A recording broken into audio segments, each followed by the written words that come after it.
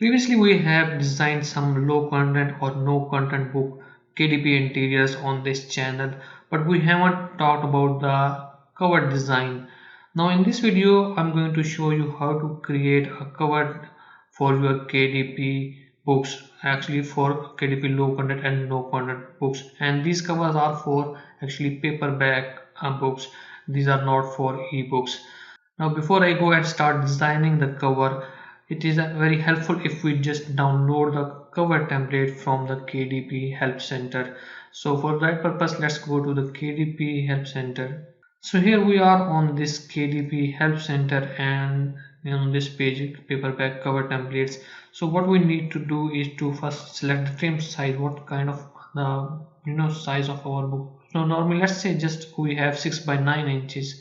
So I'm going to select this one, and then we need to select the number of pages, how many pages we have in our interior. So let's say we have 100 pages. Now this cover design step, I would say, should be the last step in the whole process of creating your paperback KDP books, because in this page you already know how many pages you have in your interior and what is the size of those interior that you have kept. So make sure that this should be the last step in that whole process. Next, the paper color, we can select from cream color and white, and let's select the white color. And then after we can just simply press this download button, download cover template, and we can get our cover template. So once you open that zip file of the template, you will get two file formats, this PDF file format, and then there will be another format that is a PNG file format. Now you can use any of these, but it is very helpful if you use the PDF file format. Now for this video I'm going to use Affinity Publisher, but it doesn't matter, you can use any software that can open and edit PDF files. You can use Affinity Designer, you can use Affinity Photo, you can use Adobe Illustrator, Adobe Photoshop, or any other vector editing software that can open a PDF file and edit it. So let's just open up that PDF file in our this software. So I'll drag and drop here, and it gives me this option. Now if you are using any of the Affinity softwares, the Publisher, Designer, or Photo, after dragging the PDF file in your software, you will get this dialog box, which will give you some option which you need to select. So for the DPI it might be estimate, so you need to change it to 300, and for color space you can use either CMYK or RGB. It doesn't really matter. I usually use RGB, but you can use any of these, CMYK or RGB. So let's select RGB and then let's click OK. Now that PDF file is now open in our format, and it has all these different you can say elements separate currently, but we do not need that. We just need to have this cover outlook. So let's just lock this layer and maybe decrease its opacity to something about 55%, something like that. Now we need to put our designs on this cover template. So let's say I have, maybe you can say, actually let me open up one of the designs that I have previously created on this channel. Now this is a vector design, and it was created in Affinity Designer. Now if you're wondering how to create these kind of designs, similar type of design, I have already made a video on this topic, and which you can find in that iCard above, and also if you search this channel you will be able to find it. So let's just copy it and paste it in our this PDF file that we just opened. So it's pretty big. Let's just scale it down and position it at the right place in our cover. So this seems to be a good position, and if I just zoom in, you can see that I am between these oranges, these borders. Make sure that all your design is not entering in this border, orangish border, and we can just scale it down a little bit, I think, more, and position it here. So I think that's fine, and we need to bring it below our cover, this template that we have, just this layer or group that we have locked previously. And let's just hide this group and see what it looks like. Now either you want to create a cover template white, whatever color that you want, or you can just leave it as it, or you can have your own specific color. Let's just put a black color behind this thing, whole cover. So for that purpose I'm going to use this rectangle tool, and you see these outlines here. If I just bring my cursor closer to the outline, you might see a green and a red line, and that is indicating that I am at a border area that they have previously included in our cover template. So I'm just going to create a rectangle shape here, and just like that, and then bring it behind it, and then I'm going to change its color to black. Let's choose HSL, maybe HSL color wheel, and select black color. We do not need any kind of stroke, so just close it. So now that we have a background here, and let's just lock our background as well. Again, unhide the cover template that we have. The one thing that you should have is that whatever the title of your book is, you should put your title either on this cover page, front page, this area, front area, or it should be at the spleen area at least. You see in this middle, this narrow area. So in most of the cases I would use this, just put it on the cover page, because spleen area is mostly not visible on the mockups that are available on the Amazon for these type of books. So make sure that you have the title on the main cover front area. So let's just put a simple title, maybe let's say 50 mandalas coloring book. So let's just put that title here. For that purpose I'm going to use this text artistic text tool, and in your software it might be called something else. So just use any text tool, maybe just make sure that it's not a text box, and you're good to go. So let's just type 50 mandalas. Let's just scale it up a bit, and let's just change the color, because you cannot see black on black. So that looks fine, and again make sure that it is not in the boundary areas. So yeah, it's not in the boundary areas, and let's just zoom in a bit. So it's looking pretty good in this position. I might need to change the font, make something interesting. So let's just change the font. Now that we have changed the font, let's just increase its size so that it covers the maximum area and it looks bold. So 15 mandalas, I think that's okay. And if you title of the book is large, you can put it behind below the main text, or main element, the first text. So let's maybe we need to mention that it's a coloring book. So let's just copy it and paste it, and maybe bring it below it and change its text to the coloring book. I think it's best if we change the bottom text font as well, and make it wider and a little bit smaller. We can change its spacing as well, and let's just increase the spacing, maybe something like this, 50%, maybe increase it a little bit more. I think that looks fine. Just bring it in the center area like this, and this is looking fine. We just might need to change its color as well. So let's change the color of this text to any other color, maybe purplish, one of the colors from our main mandala design that we have just put here, and maybe purplish, yellowish, orange. I think this looking fine. Slightly orange would be good. And mandalas, we can also change its color as well. And another thing we can add, we do not have to have a solid color, we can put a gradient color as well. I think that would look much better.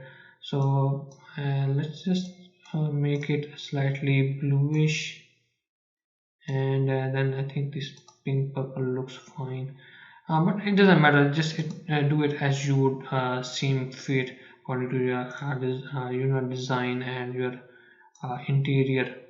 For me it is looking fine, so that's why I'm just just changing it like that. So yeah, this is looking okay, and we can go back to the layers.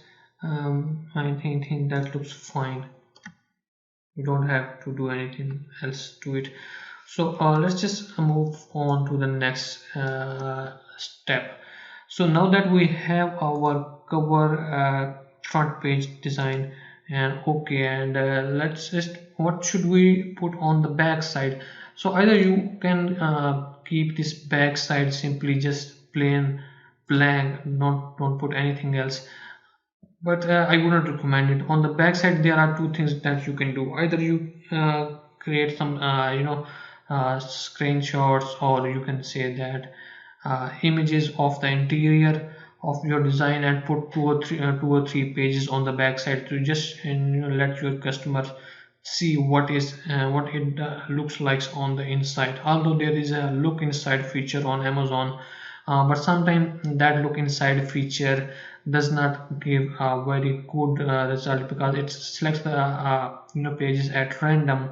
So if you have a very good looking page, something specific that you just want to show your customers, make sure that you put in that page some examples of the interior pages on this back side of this thing. Another thing that if you do not want to put the pages, you can do is put some features of this notebook and put it on the back cover. Let's just type something random. Maybe let's just select this. Instead of this artistic text tool, we can select this text frame, and we can put our text on this side, back side. So let's just position it at the center. I think that looks fine. I think, and this is looking okay. I think this will look fine, and that looks fine.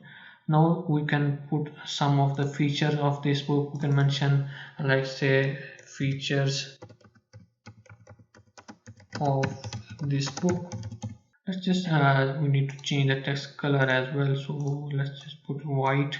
Okay, now that it has our text features of this book, the features we can put in the form of a paragraph maybe, or maybe some bullet points. Let's just put it in the form of bullet points. So we have these features of this book. We can change the font. Actually, let's just keep it, because it's not the final example. It's just to show you what you should do, what you can do. So features of this, let's make it a little bit bigger. Features of this book. So let's put some features. So we need to maybe put in the form of bullet points. So let's select this bulleted list, and let's change the font. We do not want the same bigger font. Let's change back to the maybe smaller font. Let's say maybe 14, and not the bold. So let's say we put some features here. So I have just put some random features that I just thought now, and this is just good to go. Now you can of course add more design elements as you see fit, but for me this is looking just fine. I can just save it as a PDF and then upload it on KDP platform. Now before I save it as a PDF, we need to make sure that this template layer that I have just select, they already have provided, I should delete it.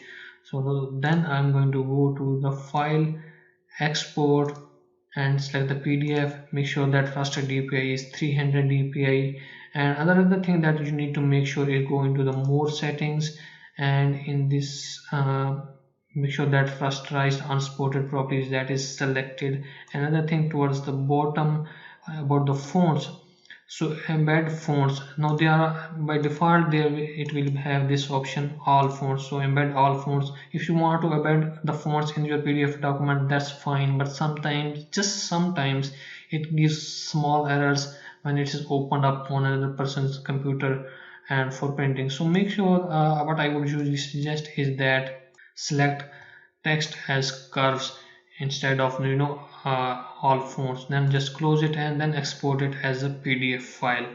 Now our cover is ready, and it is ready to upload on KDP. Now towards the end of this video, now that we are at the end, there is a small tip that I would like to share with you, and that is this design element that we have put. So if you have your design elements in the form of a vector file, in the form of a vector graphic, that's really good. But if it's not in a vector file, it's in the form of a PNG or JPEG, you can still create covers using Affinity softwares. So let's just maybe delete this vector graphic and put a PNG graphic here. So I'll open up a PNG graphic and then put it here. Now we simply drag our PNG image, scale it down, again position it at that specific area. Now that we don't have our cover template, but make sure that I'm just making sure that it's in the center, almost in the center. So maybe like this, and this is looking, I think that's look fine, but anyway it's not the final thing. Now still we can just the other steps are just going to be the same. The export settings are going to be the same, so I'm going to go to export. All the other settings that I have just shown you, I'll select the same settings and then I'm going to export it.